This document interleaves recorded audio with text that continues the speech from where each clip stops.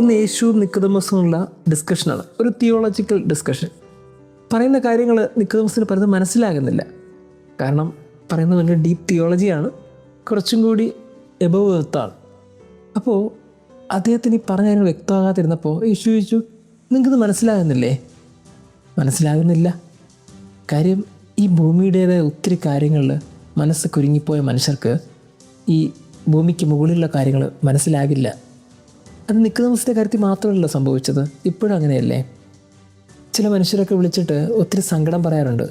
വീട്ടിലെ പ്രശ്നങ്ങൾ, രോഗങ്ങളെക്കുറിച്ച്, കടബാധ്യതകളെക്കുറിച്ചൊക്കെ സങ്കടം പറയാറുണ്ട്.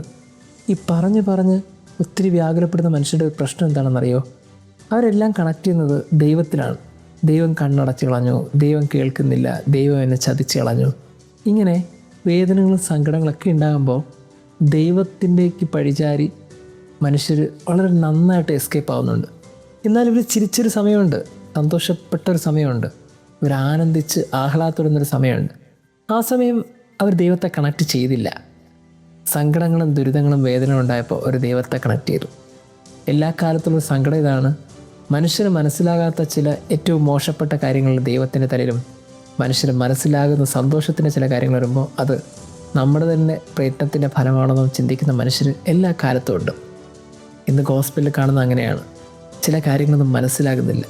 മനസ്സിലാകാത്ത മനുഷ്യരുടെ ഇടയിൽ ക്രിസ്തു ഇപ്പോഴും എത്ര വർഷം നിങ്ങൾക്ക് എക്സ്പ്ലെയിൻ ചെയ്ത് പറഞ്ഞു തരും.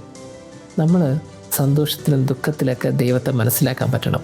ജീവിതത്തിൻ്റെ ഏത് സാഹചര്യത്തിലും ദൈവത്തിൻ്റെ കരവിരുത് നമുക്ക് കൃത്യമായി തൊടാൻ പറ്റണം. എങ്കിലാണ് നമുക്ക് ദൈവം ആരാണെന്നും നമ്മളും ദൈവം എന്നുള്ള ബന്ധം എന്താണെന്നും മനസ്സിലാകത്തുള്ളൂ. അതല്ലെങ്കിൽ ഓരോ സപ്പോസ്റ്റിനും പറഞ്ഞ പോലെ മുഴങ്ങുന്ന ചേങ്ങിലെയോ ചിലമ്പുന്ന കൈത്താളമോ മാത്രമായിട്ട് നമ്മൾ ഒതുങ്ങിപ്പോവും. ദൈവം നമ്മെ അനുഗ്രഹിക്കട്ടെ.